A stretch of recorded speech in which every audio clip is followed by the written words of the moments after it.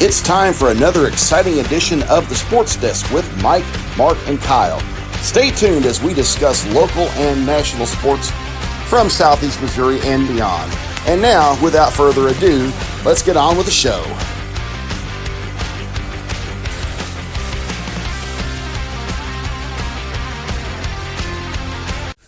The Sports Desk with Mike, Mark, and Kyle is brought to you by Royal Retros. If you like cool throwback jerseys of defunct sports teams, Royal Retros is the place to buy. If you go to royalretros.com and you order with the code SPORTSDESK, all one word, you can get a little bit off your order. So check out Royal Retros. And now on with the Sports Desk with Mike, Mark, and Kyle.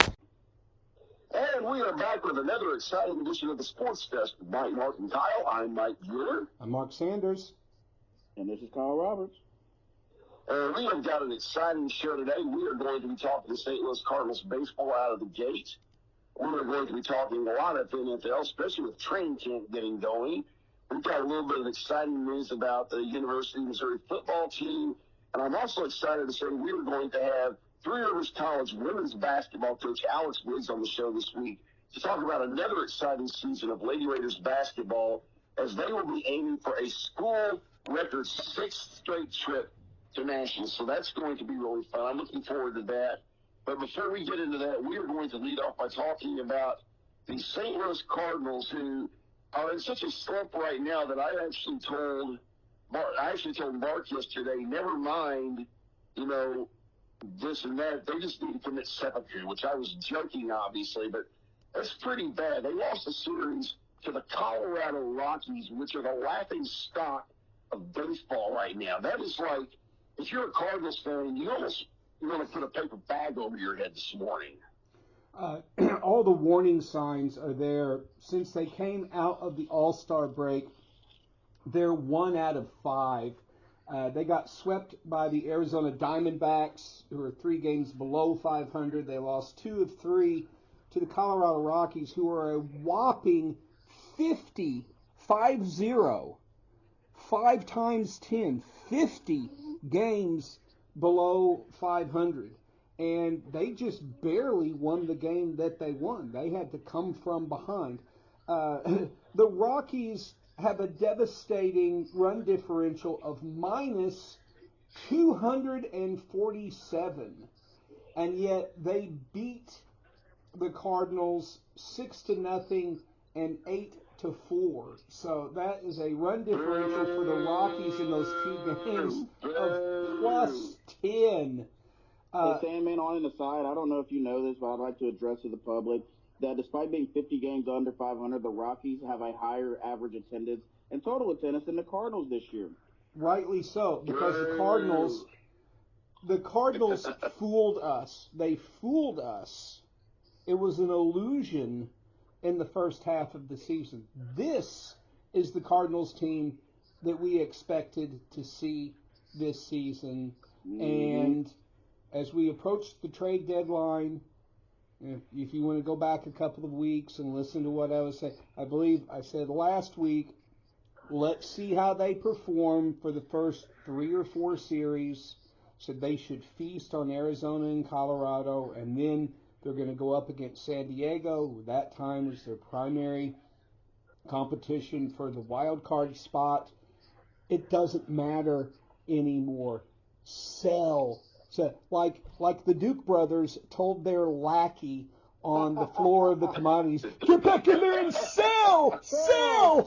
Sell! And if you're old enough to... Somebody bet $1 on the Cardinals winning the World Series this year that we know of. Yeah, well, I don't think anyone should have done that. You can completely disassemble that pitching staff, and I would include Ryan Helsley should go. He's only got 1 year left on his contract. Sonny Gray's not untouchable. You can get something for him. Yeah, I mean you can get a Chevy Cruze sedan's worth of AAA prospects for Sonny Gray to a contender. Ask Arenado where he wants to go. I mean, it's like, do you want I don't know the other teams' rosters, so Kyle, you're an encyclopedia. Help me out with this. Who needs a Hall of Fame third baseman? Philadelphia? You know what? That's not bad. Simply because the Phillies' contending window, even though they're only a half game back, they're not a young ball club anymore. That could, if they want to get over the Mets, I don't think that's a bad idea. Yeah. You look at a team like San Diego, maybe. Yeah. Or, and this is a bit of a wild hair because they're my favorite non-Cardinals team. The Seattle Mariners have the best power hitter in the game. Mm-hmm. I don't think it wouldn't be a bad idea to package up a trade with the Seattle Mariners simply because they want to make an all-in push. Well, and they are currently sitting in the second wild card spot, 2 games behind the Yankees. Exactly, but if they want to make a statement to show they're serious, which historically, at least in the last 25 years, roughly, people don't take the Mariners seriously, maybe. Bottom line, no one's a bad contract. It's not the results are the values deteriorating. So we need to get something and go young across the board. Yeah. We have a lot of great young prospects in our system. The one I love watching the most is J.J. Weatherholt. He mashes everything, and he hits for a high average. Yeah, Last I saw, he was hitting 316. Yeah. Keith Hentz is a phenomenal pitching prospect. I'd love to see get called up. But we also not only do we need to trade this pitching staff, we have the oldest starting rotation in baseball, and we're 28th in strikeouts. Yeah, everyone over 30 is gone. Go, get out, Please. get out. I believe I posted everyone older than 25 should go. Matthew Liberatore, he's 25. Do you keep him? I would trade him. If somebody wants to give me a bag of donuts for Liberatore, he's gone. Let's see who else is. Numbers Maybe I stick with Palante. I mean, Palante hasn't been terrible. Now he's 5-7 with a near 5 ERA. Trade him. Go on. I'm gonna run you down the rotation's numbers right now. Keep in mind, we do not have a single starter with an ERA under 4. Sonny Gray's 904 with a 404, which means he gets run support. Palante 5-7 with a 491. Fetty 3-10 with a 522. Liberatore 67 with a 413. Michaelis 5-7 with a 520. Trade them all. And the only pitchers that have started a game this year that have a sub 4 ERA, Steven Matz, who's 34, I might add, 5-2 with a 329, and Mike McGreevy, who I think should be in the full-time rotation, and I think he will with Fetty going down. He's 2-1 with a 349. This is going to be. Go ahead. Go ahead. The 4.23 ERA. Yeah. It has to change. I wouldn't trade any of our catchers. I know Ivan Herrera really looks, and for that matter, Yoel Pozo. I wouldn't trade either one of those guys. I think, does he pronounce his name Pages or Pages? Pages. I think Pages is our catcher of the future. I would keep all 3 catchers. You know, you need a backup. You need a backup catcher and you need a designated hitter. So I wouldn't trade the catchers. I'd let Arenado go where he wants to go. Yep. I think he's gone. I would go ahead and trade Wilson Contreras, even though Contreras has been a great teammate. He's been a great Cardinal for the short time that he's been here. But he's 33 years old. He's got to go. He's got to go. Of course, Mark, would you say our core of when it comes to position players is Mason Wynn, Victor Scott, Herrera, and Brendan Donovan, Nootbaar, Jordan Walker. Yep. If Jordan Walker can ever get right, he's got a negative .9 WAR. Yeah, but you know what? If you trade him, he's going to be like Tommy Edman. He's going to be an all-star on another team if you trade him. Or a Randy Arozarena. Oh, that one I knew you were going. I knew you were going to bring that up. But no, this is tear it down. Seriously, tear it down. you can't do worse. You have to tear it down. And frankly, I think this should be Mozeliak's legacy as he leaves, is taking a once proud franchise and stripping it down to the bare metal frame for Chaim Bloom to come and try to rebuild. And do it his way. Yeah. But it's an absolute embarrassment to get pantsed like that in Colorado. It's inexcusable. And not even that, we couldn't score a run in Coors Field. Yeah. In Coors Field. Yeah. And what are we doing here? Well, and I will say this, just real quick on the other side. I had a lady come into my store 2 nights ago, big baseball fanatic. Maybe only my mother's a bigger baseball fanatic. Shout out to Miss Ginger. But she said, listen, I survived the 70s Cardinals. This is not the worst. No, they're definitely not the worst. No. I became a fan during the tail end of Joe Torre. This ain't the worst. Yeah, no. Well, I mean, I know he's a legend and a Hall of Famer, but Whitey Herzog's last 2 years coaching for the Cardinals, those teams were terrible. Those teams were unwatchably bad. I believe Whitey's last year, or no, it wasn't his last year. It was Red Shane in '90. That was the last time the Cardinals lost 90 games. Yeah. So I'm going to give you this is Hot Take Thursday. So I think we've already decided. So here's my Cardinals hot take.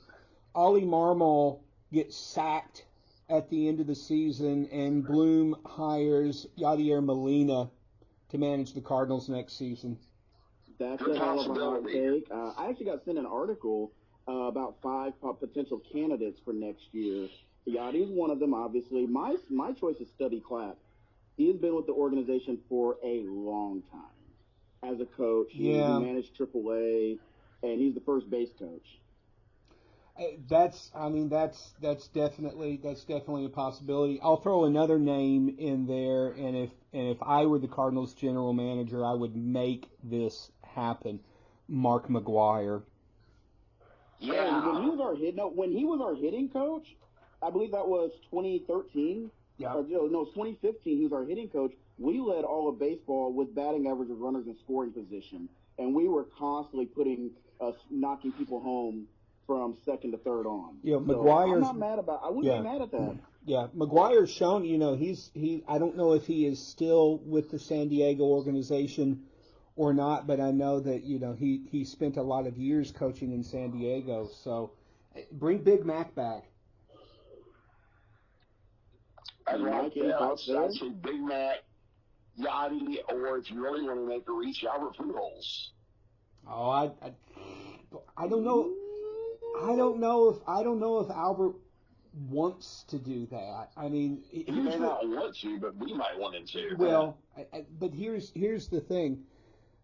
The only thing that Albert could do as a manager is tarnish his legacy. I mean, That's true. He's an absolute all-time guy, and he's a Mount Rushmore Hall of Famer, and anything less than winning the World Series is, well, Pujols was a great player, but he can't manage worth crap. I would say just let Pujols stay retired. Yeah, you don't want him to become Pete Rose managing the Reds, minus the extra stuff. Yes, minus all the crime. So before we get away from baseball, let's go ahead and take a quick look at the standings, because there have been some pretty amazing shakeups since the All-Star break. The Blue Jays lead the AL East by 4 games over the Yankees, 6 over the Red Sox. The Tampa Bay Rays have fallen out of favor. They're 7.5 back. Detroit still leads by 8 in the Central over Cleveland. The Royals and the Twins are 10 and 10.5 games back. Holy fucking shit. 71. And Houston is still cheating their way to another AL West title. Arenado evidently rejected a trade to Houston. in the offseason. He did not want to have anything to do with that organization. The Mets and the Phillies are still slugging it out in the National League East. Again, both of those teams are going to be in the playoffs. None of the other teams in the East are even worth mentioning. The big shock comes in the Central, where the Brewers have overtaken the Cubs. I said about a month ago that the Cubs were going to run away with the Central. Not so fast. The Brew Crew is on a 9-1 tear in their last 10, and they are creeping up on the Cubs in terms of run differential, so that looks to be a dogfight there. The rest of the Central are also Rams, including the Cardinals, as we've already said. The Dodgers still lead, but the Padres and the Giants are pesky. They're still 4.5 and 6 games back, respectively, but you know that those three teams in the West are going to slug it out until the very end. I expect that the Dodgers will probably pull away eventually, but right now, the NL West title is not out of reach for either San Diego or San Francisco. So that's where we stand with the MLB standings as of today. And that's going to close our first segment. When we come back, we'll be visiting with TRC women's basketball coach Alex Wiggs. And you are listening to the Sports Desk with Mike, Mark, and Kyle. And welcome back to the Sports Desk with Mike, Mark, and Kyle. I'm Mike Bueller, and I am sitting here visiting with Three Rivers College head women's basketball coach Alex Wiggs, and we are going to talk a little bit about the upcoming Lady Raiders basketball season. Coach, welcome to the show. Hey, thanks for having me. I appreciate you taking the time to come in and talk to me. Looking forward to it. You know, we talked recently about some of the recruits we've got coming in. You've got a really nice recruiting class. Tell our listeners about that. Yeah, you know, we've graduated 12 from last season, so we had a lot to replace. So we have 13 new kids. We've got, goodness, going through all 13, but we've got Tristan Spearman, Division I transfer from Southeast Missouri State, from East High School in Memphis, Tennessee. She's 5'3" point guard, really good with the ball, can really handle it, really score it from that point guard position. We've got another transfer coming in, 5'7" guard, Lynn Reith from Eastern Florida State. So she's from Melbourne, Florida. She redshirted this past season. Again, Lynn can really score the ball, really shoot it. Then we have another transfer. We have, Danae Ross from, she played last season at Trinity Valley, averaged just over 6.5 points and 6.5 rebounds per game for them.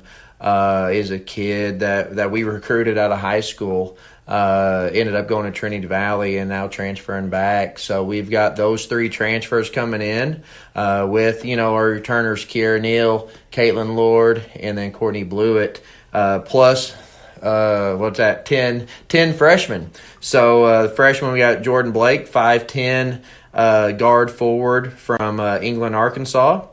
We have 5'7" guard Layla Coleman, originally committed and signed with Old Dominion. Ended up coming here instead of going there. So she's from Duncanville High School in Texas. Nice, that's a good high school. Yeah. We have Miria Gaston, 6'2" post player from Little Rock Central High School in Arkansas. We have London Harper, who's a 5'8" guard, also from Duncanville High School. Nice. There in Texas. We have Samaya Jordan coming in, 5'7", 5'8" guard, from Conway High School in Conway, Arkansas. Nice. Italy Lewis, 5'9" guard, from Braswell High School in Texas. And then Kai Wilson, another 5'11" guard from Little Rock Central.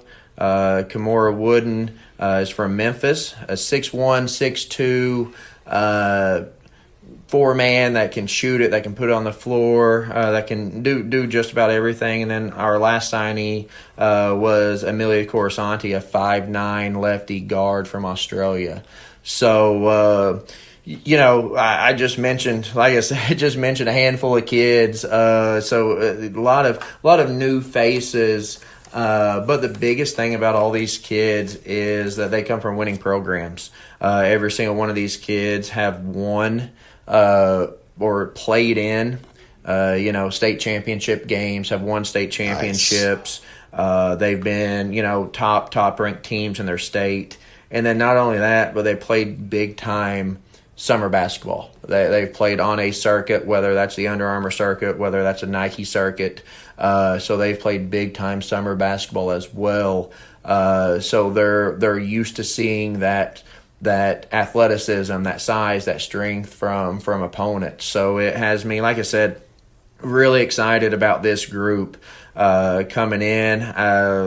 I think it's something that Raider Nation can be excited for.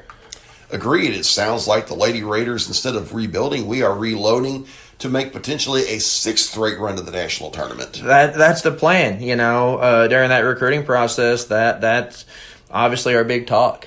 Is we unfortunately did not win the region this past year, but we were good enough to have an at-large bid and then make it to the Elite Eight again at the national tournament.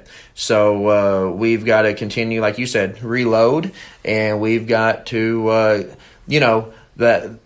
we've got to keep putting in the work and doing what it takes to hopefully win that national championship. Indeed, and it looks like you're going to be doing it against a really solid slate.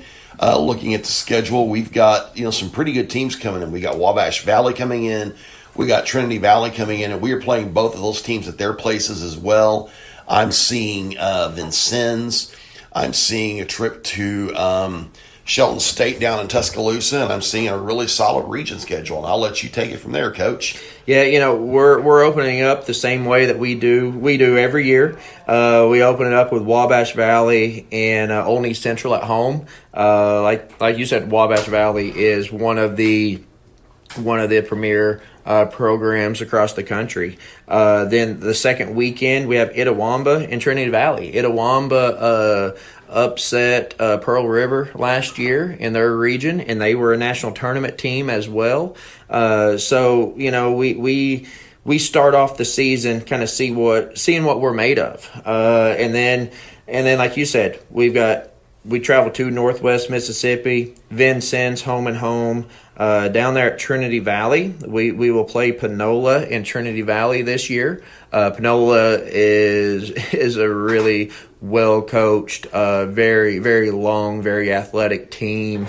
So that's going to be back-to-back nights that we're going to have to make sure we're on it. And then, like you said, we end first semester, we go to Shelton State. We go down to Tuscaloosa. This year we play South Georgia Tech, who was a national tournament team this past year. Nice. And then we play Kilgore, who's they're both very well coached teams, both a little different. This past year South Georgia Tech was really big, really athletic, could hurt you, and they want to go inside out.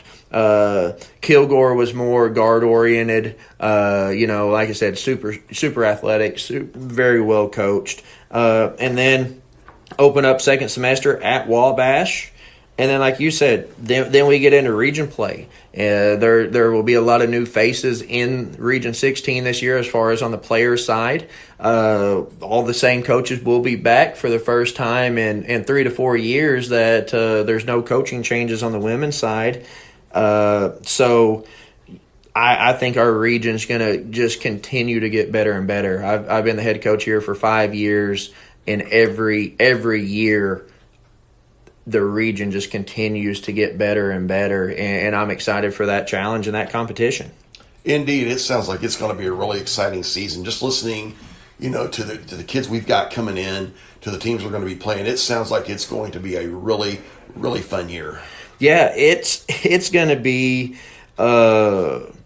I'm excited about this year. I really am. We're not bringing back a lot of scoring. We have really two kids that played college basketball last year.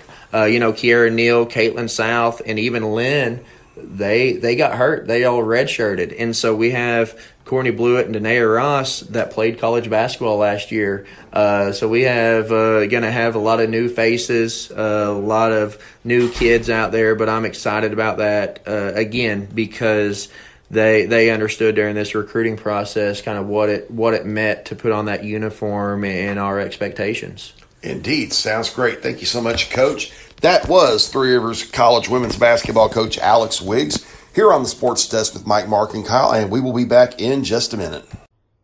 And welcome back to the Sports Desk with Mike, Mark, and Kyle. I'm Mike Bueller, but before we dive into the National Football League, we are getting unconfirmed reports from TMZ that professional wrestling legend Hulk Hogan has passed away unexpectedly at the age of 71, and while we're taping this right now, we're not sure this has happened. We are hearing those reports, and if that's true, that's pretty big news from sports entertainment. Kyle, I know you're a huge wrestling fan, and I'm going to let you say a few words. Wow.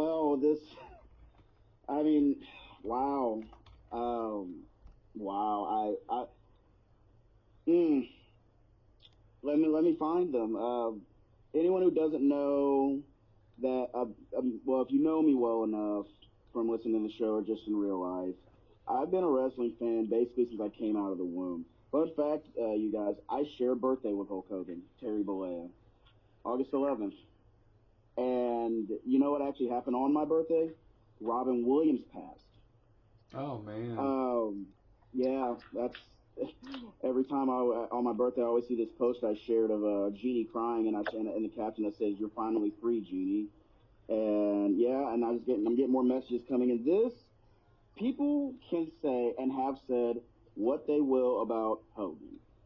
However, if you have watched professional wrestling in any form in North America or anywhere in the world for the last 40 years, basically since Hulkamania was born on January 23rd, 1984, you're here at some point because of him, whether you were a fan of his or not. If you wore a New World Order shirt, thank you, Hulk Hogan. You ever wore a Hulkamania shirt or any of his merch, weight belts, whatever. I'm not ashamed to say as a kid, I had an LJN WWF plush bashing buddy. I had him, Ultimate Warrior, Macho Man Randy Savage. And I wasn't the world's biggest Hogan fan, but damn it, if hearing him come out to Voodoo Child wasn't the coolest thing in the world. and also, I can say I had the pleasure of seeing him one time. Was it in WWE? No. It was at a taping for TNA Impact in 2013. He had an in-ring segment, I believe, with Sting. So that was something I got to cross off. And just seeing him, and this was before, everything that people know about him now came out, it's still Hulk Hogan. Yeah. And he, on the majority of people's list, is the Mount Rushmore of professional wrestling. And he was the first wrestler to become a global brand. Yeah, I mean he really is. He's like he's the Tiger Woods of wrestling, the Michael Jordan of it. He was the guy that made wrestling mainstream. That people who had never watched wrestling before started to tune into wrestling because Hogan was such an icon. My primary memory of him is his appearance in Rocky III in that exhibition bout with Rocky Balboa, Sylvester Stallone's character, and he just, and again, I didn't follow a lot of his personal life, but when he hit the scene in the 80s, he was an absolute icon. I mean, he was a regular fixture on MTV. I mean, and if you're talking about Gen X kids like all of us are, Hulk Hogan was just an ever-present fixture in the media world that we lived in.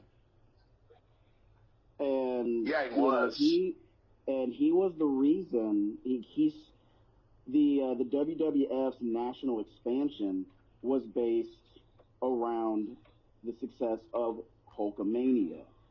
Because if that didn't work, if WrestleMania, the first WrestleMania, did not succeed, there would be no WWE today. Yeah. Not everybody knows this, but Vince McMahon legitimately put all of his chips. He basically put the company on the line. Yeah. And he strapped the rocket to Hulk Hogan to lead them to where Vince was wanting to lead them. When he Rocky 3 was his national exposure.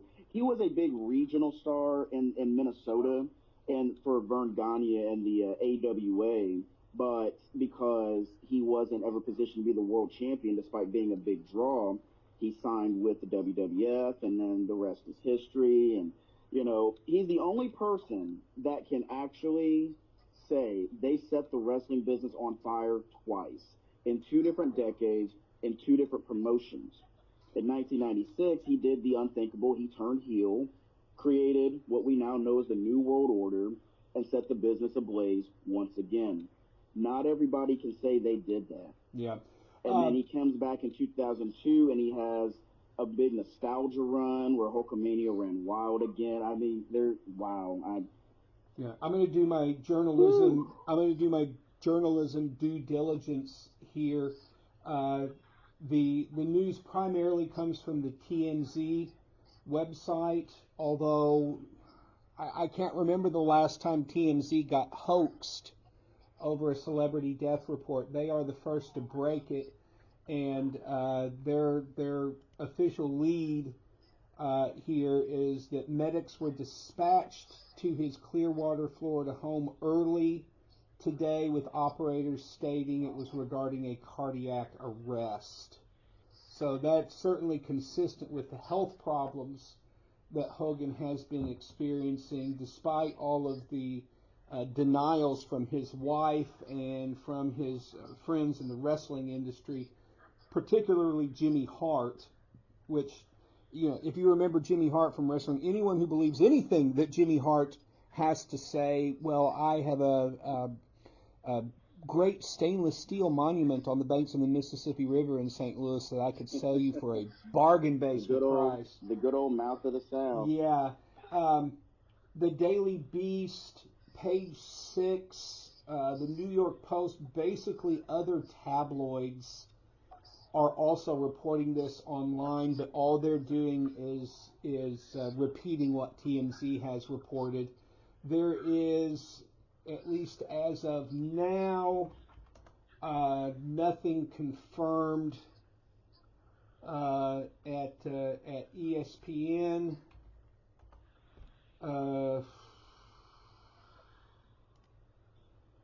It's against my religion to go to CNN. I don't see anything on CNN about it. I don't see any breaking.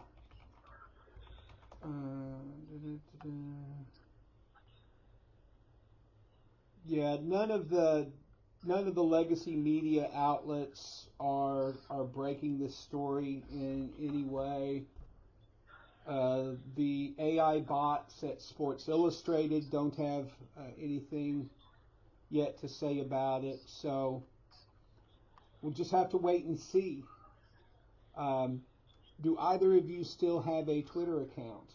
I deleted my Twitter, do. so are they reporting it on Twitter? Yes, it is all over. Yeah, I figured Let's it see, would be. what else do I got? Yeah, PW Mania. I'm now seeing talents in the wrestling industry reacting. Massive cardiac arrest. He was rushed to a local hospital, but they were unable to save him. That is from a quote from PW Insider, which is a prominent wrestling magazine. Okay, here's a new update. This is from NBC affiliate Channel 4 in New York City. This was published 6 minutes ago. Wrestling superstar Hulk Hogan dead at 71.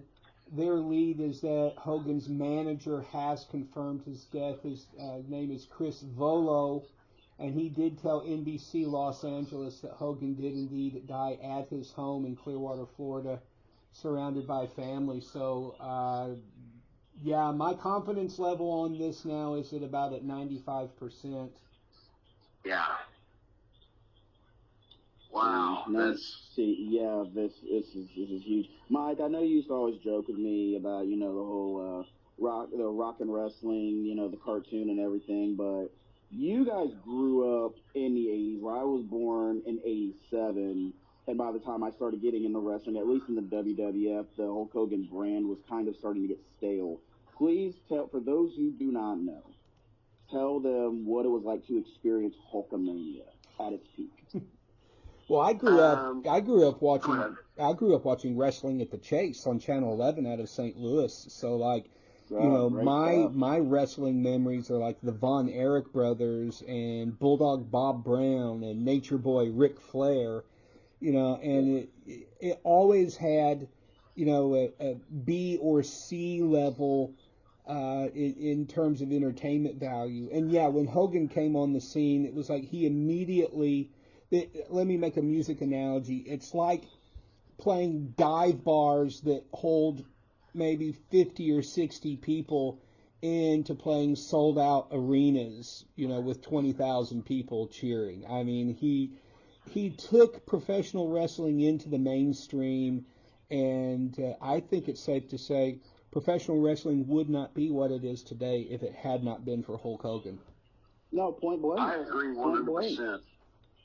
Point blank. Like I said, in the '80s he had Hulkamania. In the '90s he reinvented himself like nobody had ever seen, and became relevant all over again when he was becoming stale, and he became Hollywood Hogan, coming after Jimi Hendrix with the with the painted on black beard, and legitimately it was the first time, at least to my generation, Hulk Hogan seemed cool.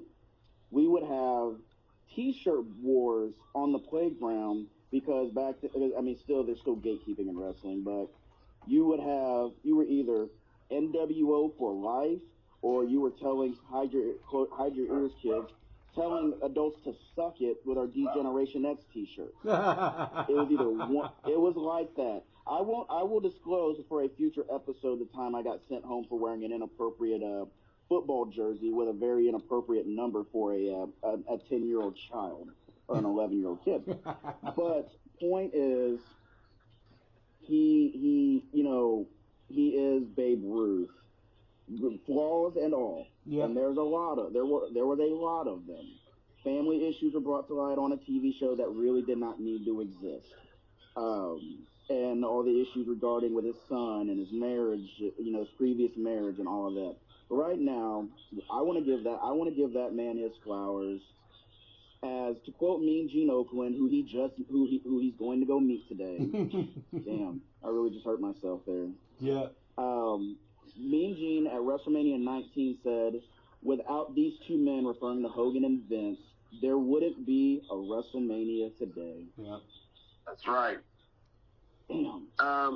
And you were talking, about me, my exposure to it. I remember being a kid in the '80s during the rock and wrestling era, and that's when it was really starting to take off. I grew up watching the Hulk Hogan's Rock and Wrestling cartoon on Saturday mornings that had, Hulk Hogan, who was ironically voiced by Brad Garrett, Robert Barone from Everybody Loves Raymond. But I remember watching that show, and that was my first real exposure to WWF, and he was just such an icon. I mean, you really, like we said, I mean, he was the Babe Ruth of the sport. He was the Michael Jordan of the sport. He was the Wayne Gretzky of the sport. I mean, he's really the guy that took it from being a relatively regional thing to being what it is today. Him and Vince McMahon, they made professional wrestling what it is. I mean, for professional wrestling, this is a huge, huge loss. Yeah. Well, let's turn the page to something less sad, but also less consequential, and that has to do with Mizzou's football coach Eli Drinkwitz. The headline says that he received a contract extension, which is true, but it only adds one more year to his current agreement. He's extending through the end of the 2029 football season. The buyout terms of his contract remain the same, and his salary remains the same at $9 million. So I think the significance of this extension is basically a vote of confidence from the new athletic director and the board of curators that Drinkwitz is the guy.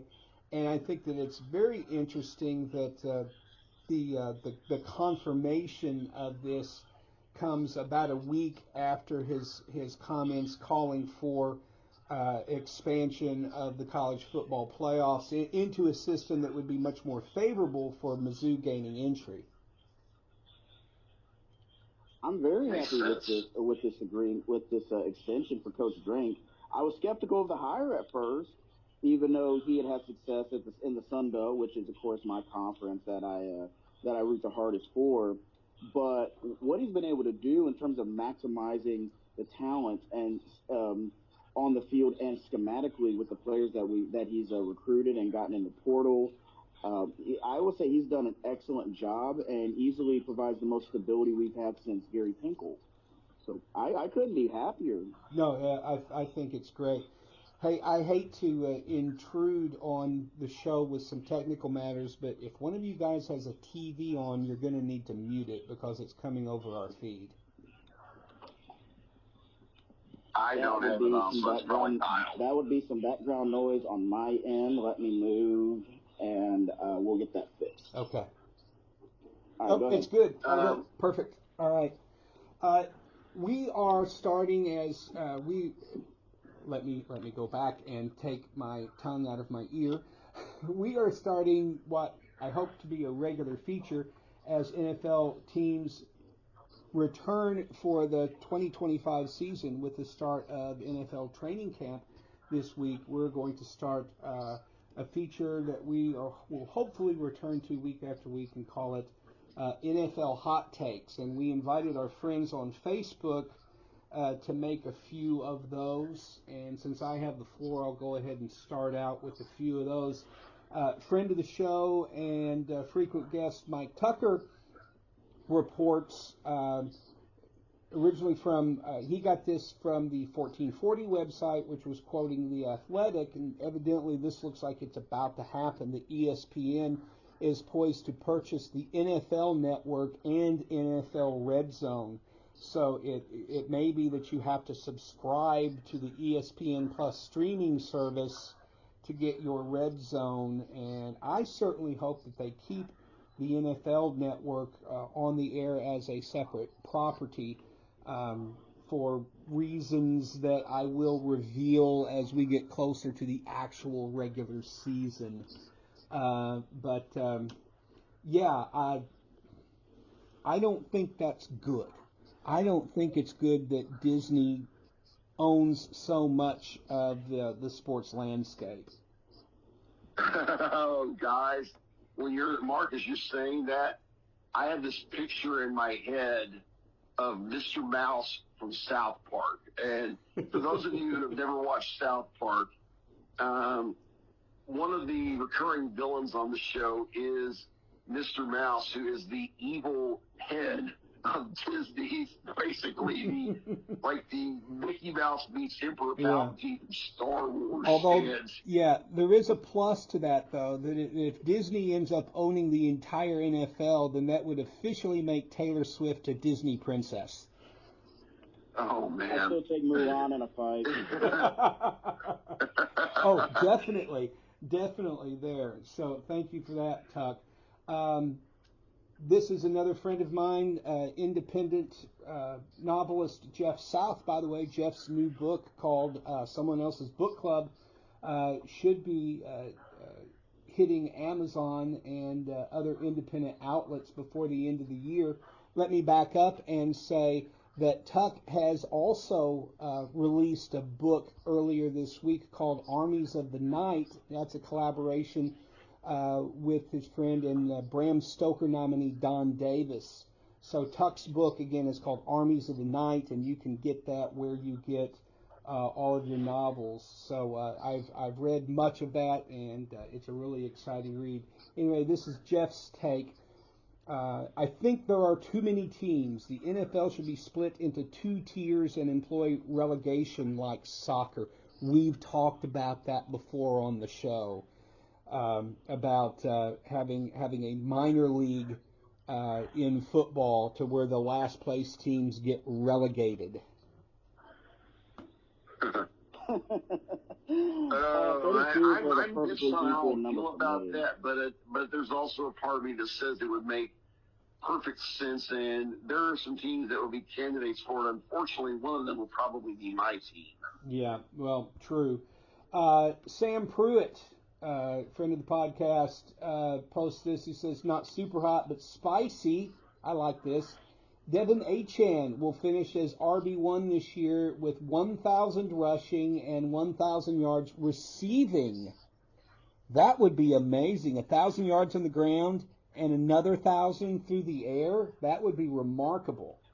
I like Devon Achane a lot. He is he's one of the fastest running backs in the league. Oh, absolutely.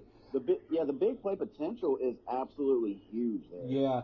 That's not bad. No, I like it. Sam also makes a Vikings prediction. He says that Jordan Mason will take over as running back 1 for the Vikings by Game 7. Over Aaron Jones. Wow. Yeah. What do you think of that? Wow. I think it's probably going to be about 60-40 Jones to Mason. I think they're a two-headed team here. I think they're running backs 1A and 1B. I don't think there's going to be too much. It's going to be a lot like what the Bengals have with their two receivers, where you basically have two number ones.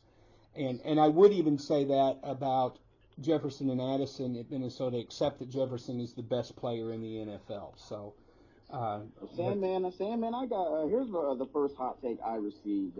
This came from my Discord. Shout out to my buddies at Rated M Wrestling. King Jones 1080 is a big Washington Commanders fan, and he says that Deebo Samuel will have a bounce back year, and even gave us numbers: 60 catches for 1,250 total yards, 950 receiving, 300 rushing, 12 total touchdowns, 8 in the air and 4 on the ground. So he's predicting that he's going to be, I get more of a slot receiver than a running back. Deebo is best used in the slot. This way he can be used on reverses and as a gadget guy. I mean, man, that's going to make it really tough on defenses that have to play Washington, having to defend not only against the pass of the run from the quarterback, but also the same kind of thing, either the run or the catch from Deebo. That really opens up a lot of things. And right now they're going to need it because in NFL injury news, Terry McLaurin, Scary Terry, is starting out training camp on the disabled list. So he's got an injury, and he is not ready for the season at this point. And Washington doesn't exactly have world beaters at wide receiver outside of McLaurin and what Deebo could potentially bring. This one isn't so much of a hot take, but again, this comes from Tristan in the Discord. He says, breaking news, eternally disappointed Raider fan is prepared for another mediocre and depressing season. He just wanted to put that out there. No, I disagree. I think that Pete Carroll is going to. I think he's going to make that team frisky. I don't think they'll necessarily compete for a playoff spot, but they're definitely going to compete, and especially on the road, having to go out to the desert and play them out there in Las Vegas. I think they're going to be a tough out at home. Oh, I think they will too, especially now with a revitalized running game and Pete Carroll. Yeah. I've got two takes from friend of the show, Lee James Gladney, who frequent listeners will recognize as Jordan Addison's grandfather. His first take is that the Vikings will go to the NFC Championship game, which was a prediction I believe I made a week or two ago. I will concur with that. I think the Vikings are going to make it to the conference title game. He's also predicting that his grandson, Jordan Addison, will amass 1,000 yards and score 12 touchdowns this year. Woo! And and That'd if be he great.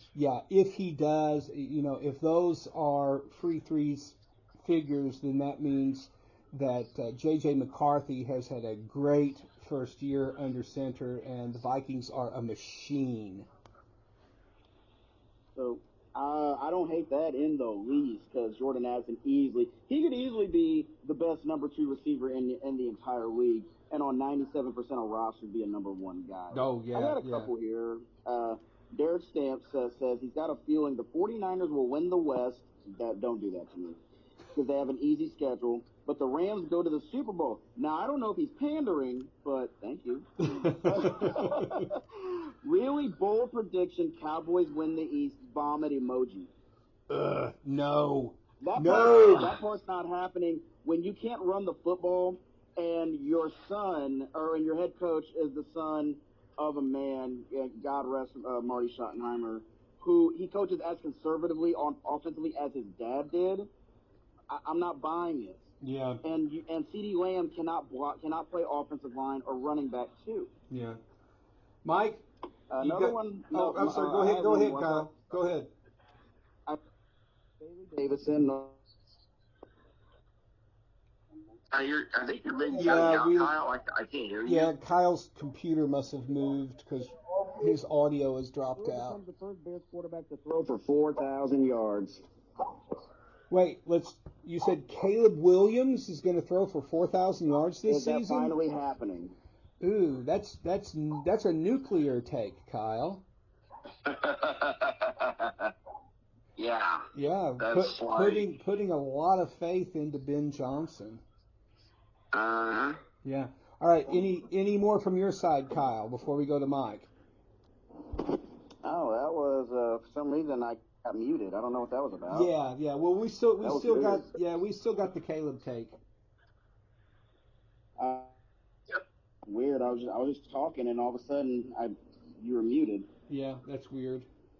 But the Bears hot take I have is that Caleb Williams finally becomes the first Bears quarterback to eclipse 4K.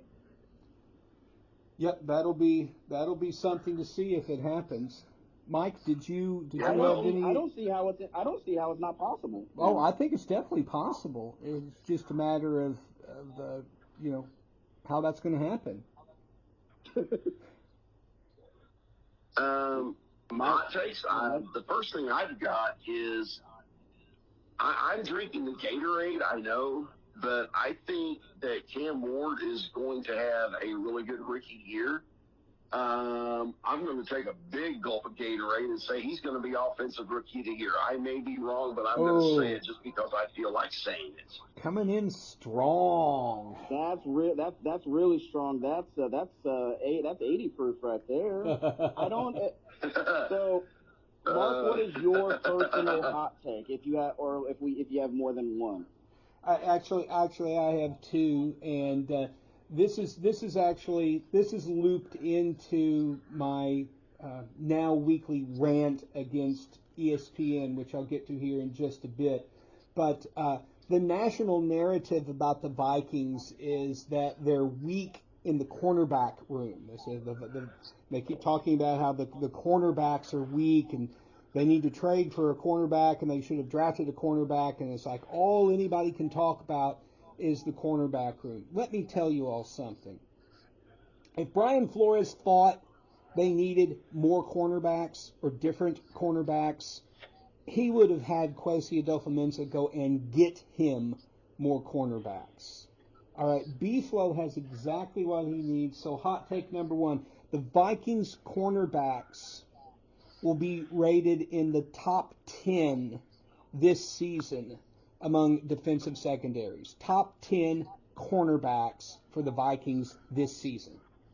All right. I like that. What else you got? You're coming in hot, too. Yeah. Reports out of Vikings training camp yesterday. McCarthy looks great. Everything's on track. Who doesn't look great is recently acquired backup quarterback Sam Howell. Evidently, he doesn't have much of an arm, and what he lacks in arm strength, he lacks even more in accuracy. So, hot take number 2, the Vikings' backup quarterback is not currently on their roster. They will either sign or trade for an actual backup quarterback. I'm thinking probably Carson Wentz. Carson Wentz would be my number one choice. You wouldn't rather have Teddy Bridgewater come out of retirement and put that Vikings uni on again? I would love that, but I mean, look, you only get one second hot take. Yeah, you only get one football wish per season. So it's my Vikings football wish is that we finally win the Super Bowl. So, I would love it if Teddy were on the roster for that, but I'm not going to wish for it. But yeah, that would be fantastic to see Teddy back in purple. But I don't think that's going to happen. I think you really need somebody who can go out and win you a couple of games. And I think the fact that Wentz was Mahomes' backup in Kansas City for the past couple of years, if he's good enough for Andy Reid, he's good enough for me. That's more than valid. So I got a couple. One of them is quite spicy, but I'll start mild. I feel it's mild. Aaron Rodgers will not finish the season as a Pittsburgh Steeler. Yes, awesome. Where's he going to finish? In a dumpster behind the stadium? And now in the Allegheny with the remains of Three Rivers Stadium and Forbes Field. It's either he's gone or the Steelers fire Mike Tomlin midseason because of Aaron Rodgers. Either way, the Steelers are going to be a disaster, and they will finish dead last in the AFC North. Oh, dead Behind last. the Browns? Wow. No, that's more than spicy, absolutely, dude. That's a Zarbomba. Behind Cleveland, who doesn't have a professional quarterback? Hold on. Because give it about week 3, because right now Kitten Mittens is no QB1. Shedeur will have that by week 4. I digress. Yeah, I agree. Although the Browns have less talent, they have less talent than Pittsburgh, and the Steelers are an extremely top-heavy roster. I feel the Browns are a tighter unit. And looking at the way they drafted, they committed. They weren't committing to quarterback. They were committing to Myles Garrett. They used their first, because the Browns were dead last in quarterback pressures with Myles Garrett last year, and they committed by loading up on the defensive line to help him out. So I think they're more locked in as a football team right now. Second hot take: living in the Ozarks, this might be dangerous to say, but you know what? The fairy dust the Chiefs stole from the Cardinals last year, it ain't working. They missed the playoffs. Ooh! Wow. And there's another Zarbomba. Wow. Allow me. Wow. You have the 20th ranked rushing attack in the NFL. You play in a division with the defensive player of the year on a unit that led the NFL in sacks, and now just added Dre Greenlaw and Christian Hufanga to their defense in Denver. And now you also got to face the number 1 scoring defense in the NFL and the Chargers. You also play Philly, Detroit, Washington, Baltimore. Yeah, Your wide receiver room is suspect. Your Hall of Fame tight end can barely run. The way they won last year, that doesn't happen often, and it's not going to happen again. Worst case scenario, 9-8, no playoffs. I'm afraid you're going to end up eating a Colin Cowherd sized portion of humble pie for that prediction, my friend. That's fine. But they have the 6th hardest schedule in the league with a bottom 12 rushing attack, and they do not have the world's greatest. And I'm not betting against 15. Never did I say I don't believe in him. I just think that there's too many things working against them this year, including offensive deficiencies on the field. Well, we will see about that. I got one last one, and it's not super hot, but I'll go ahead. It's on behalf of my Los Angeles Rams. This will be the last year of Matthew John Stafford in the National Football League. He may not survive the entire year. I mean, I can definitely see him going out for the season with an injury. I'm worried he will, and that means I'll I'll have to go through the rest of the season with the world's most handsome backup quarterback, Jimmy Garoppolo, leading my football team. The man is the professional male model disguised as a football player.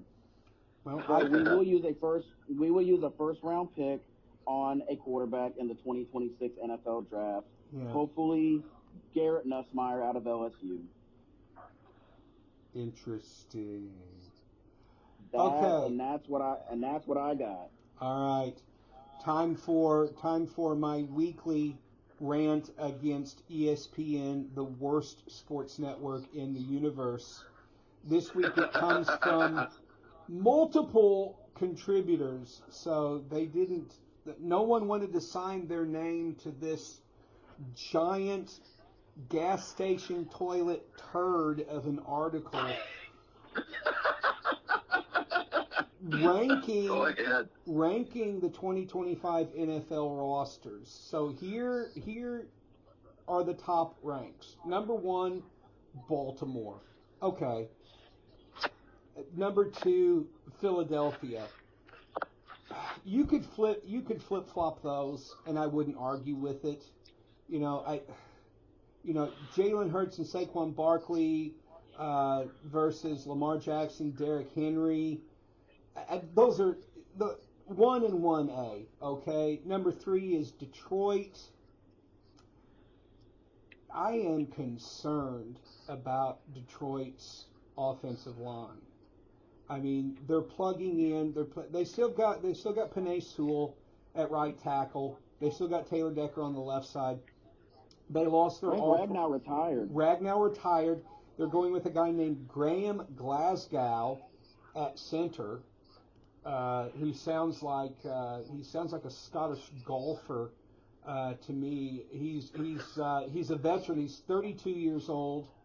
He was a third-round draft pick in 2016, so I guess he's moving up the roster. They've got rookie Tate Ratledge playing in at right guard, which, of course, the Vikings also have a rookie at left guard, so that doesn't necessarily mean anything, but anyone who thinks that a rookie guard is not going to struggle against the top defenses in the league just doesn't understand the way the game works. Detroit is having contract problems now with Alex Anzalone, their star linebacker. Yeah, it's you've still got you're getting Aiden Hutchinson back, but you've still got perennial enigma Marcus Davenport on the other edge. I think there's a lot of question marks with this team. Will their new offensive coordinator be able to do the same sorts of things that Ben Johnson did? What will their new defensive coordinator bring? It's still a good roster on paper, but I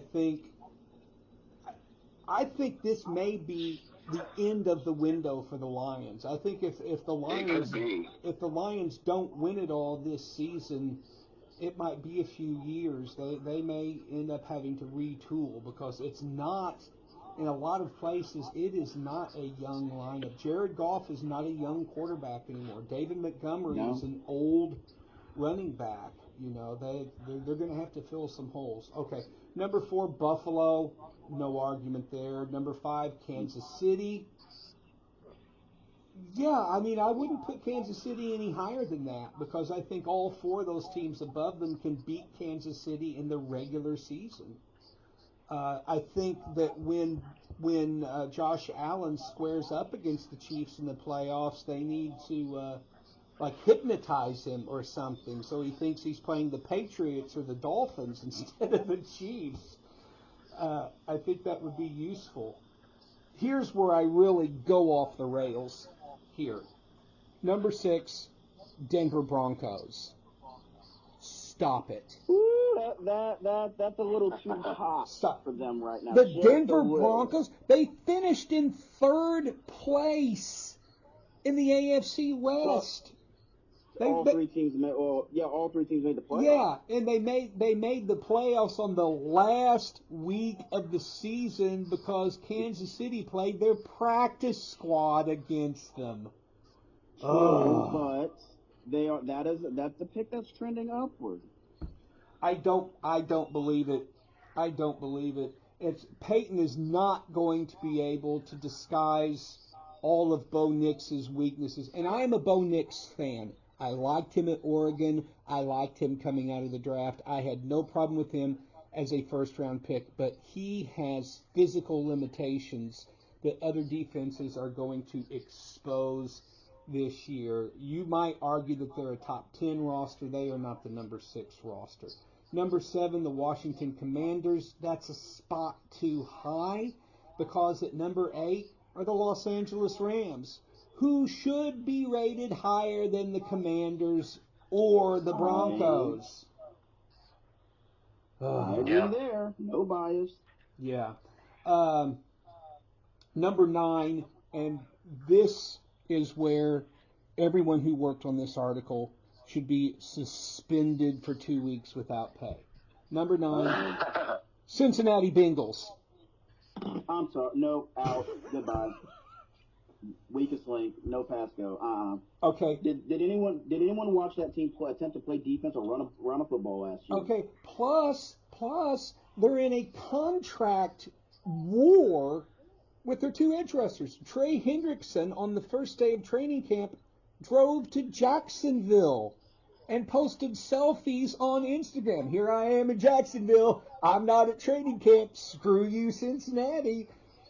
And they still haven't signed their first-round draft pick, Shamar Stewart, because they want to put that's a mess. Because they want to put a clause in his contract that if he gets arrested, he forfeits all of his salary guarantees. Now, this is pure racism from the Brown family in Cincinnati. And anyone... I've never heard of a clause like that in my life. Because it's never existed before. And this is pure racism on the part of Cincinnati, singling out a black player who has never been in any trouble at any level of his life. It is completely insulting. In fact, I can't think of the guy's name, but he's on the other side of the desk from Nick Wright on his Fox show. He's a black guy, but anyway, he said I would be totally insulted by this, and I totally agreed with him on that. But the Brown family has forgotten that these are supposed to be the Cincinnati Bengals and not the 1990 Cincinnati Bungles. Yeah, well, they're looking that way, and Burrow, Chase, and Higgins are not going to be able to score 50 points a game. No, what is he expecting them to go out there and play like a Mike Leach coach team and just win every game 50-48 because no one tackles and they can't run the ball? I don't think I don't think they have any choice. And all the money they gave those 3 players, I'm sorry, it takes 53. You got to be able to afford 53 guys, not 3. Yeah. Number 11 is another travesty. It's the San Francisco 49ers. That is all contingent on that team being healthy. And to be fair, number 1, I shouldn't be giving them any credit. However, no team I can ever recall has had that much bad luck with injuries to key personnel. Let's name all of the players that are probably going to spend time on IR this season. Christian McCaffrey, Kyle Juszczyk, Brandon Ayuk, George Kittle, Trent Williams, Nick Bosa, Fred Warner. These are all players that are in their 30s and are subject to go on to IR at any point. McCaffrey could barely walk last season. What makes anyone think that a year older he's going to get back to form? They completely gutted their roster over the offseason just to make room for Brock Purdy's contract. Now, at 11 is the Minnesota Vikings, which... Oh, go off. Here's the thing. The Vikings have a better roster than the 49ers, okay? Let's look at the Niners wide receiver room, okay? Brandon Ayuk, Juwan Jennings, Ricky Pearsall. Now, they've got George Kittle at tight end. I'll give it to him. but Kittle is getting older and he is subject to injury. Let's take a look, shall we, at the Vikings skill players. Justin Jefferson, Jordan Addison, T.J. Hawkinson, and then you've got several choices for your wide receiver three. Jalen Naylor, rookie Ty Felton, possibly a rejuvenated Rondell Moore. You've got a lot of options there, but just JJ and JA are better wide receivers than what you have for the 49ers. Now, granted, Nick Bosa and Fred Warner are monsters for the defense, but who do the Vikings have? Well, all-pros Jonathan Grenard and Andrew Van Ginkel. Second-year player who's going to make a big splash, Dallas Turner. You've got 3 potential Pro Bowl edge rushers. And then our 2 new defensive tackles, Jonathan Allen and Javon Hargrave, both all-pros in the defensive line. Yes, they're older. Yes, they've been injured. But when you compare that to Jordan Elliott and Alfred Collins for the 49ers, there's just no comparison there. The Vikings have a better roster than the Niners do. They have a far better roster than the Bengals. In fact, the Bengals are the only team that have comparable wide receivers, but the rest of the roster does not measure up to what Kwesi put together in the offseason. I would move the Rams up to 6. I would probably put the Commanders at 7. I'd move the Vikings to 8. Put the Broncos right behind them at 9. And then, let's see, who's 12? 12, Tampa Bay. I'd move Tampa Bay up to 10. And then I would drop the Bengals and the 49ers out of the top 10. ESPN puts these lists together based on national narratives and not any sort of real research, and certainly not any consideration of how these teams have performed in OTAs and mini camps and what they look like going into the regular season. That's it. That's my rant. I don't know what these folks are smoking to think that the 49ers have a better football team than, say, the Tampa Bay Buccaneers, who could be a sleeper pick to make the Super Bowl out of the NFC. I think the Niners finished dead last in the West. They're going to finish behind Arizona this year. Well, Arizona, and like they don't have superstars or anything like that. That's a well-coached football team. Yeah. And they do it. And also, and I'll say this to hark back to hot takes real quick. Marvin Harrison Jr. makes the leap this year, so keep an eye out for Marvin Harrison Jr. I think so too. I think he learned a lot about what he needed to do. Yeah, they're trending up. They're trending downward, and there's only so much Brock Purdy can do with the crumbling castle around him. Kyle Shanahan can only hide so many flaws in his roster with his coaching. Yeah. Like what you saw last year is probably what they are, even with a Fred Warner. Yeah. Here's some more bad news from Arizona. First round draft pick Walter Nolan is injured. He's got a calf injury, and the language coming out of from the Cardinals brass is we don't know when he'll return, which means it's a lot worse than they thought at first. Other NFL injury news: Jets quarterback Justin Fields has a toe injury. They're saying not a Jets quarterback. They're saying it's not significant, but again, consider the source. It's the Jets. God bless America. I talked to some people at work this week. Asked them a simple question: who do you believe is the most jinxed NFL franchise? Nobody said the New York Jets, and then I had to explain why they're the most cursed. If you don't know the story of Joe Namath and his conversation the night before Super Bowl III, do look it up. Oh, yeah. But notice, it's always at quarterback.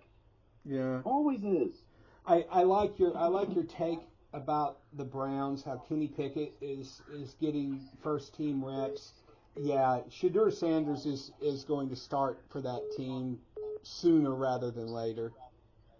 Easily. And then I think he'll find a great best friend in Jerry Jeudy and David Njoku. Again, lesser talent at the time, yes. More cohesive. You don't hear noise coming from their camp, any nonsense.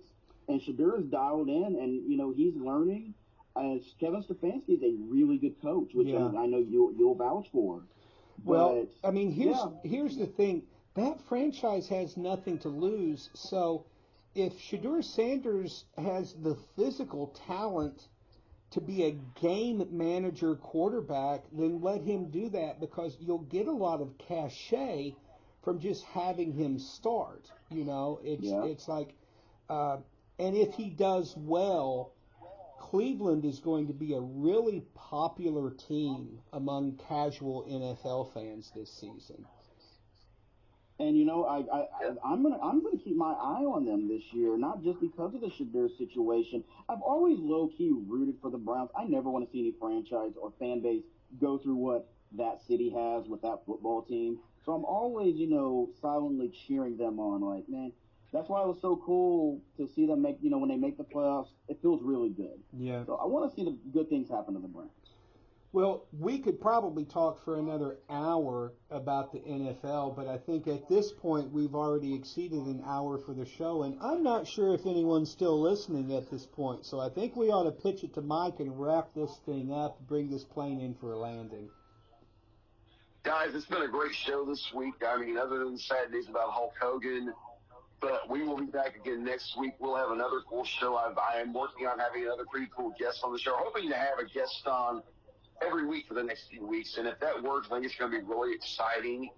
But we got the NFL coming up. We got high school sports getting ready to start. It's going to be a fun ride. But for this week, I'm Mike Bueller. I'm Mark Sanders. And I'm Kyle Roberts. And you've been listening to the Sports Desk with Mike, Mark, and Kyle.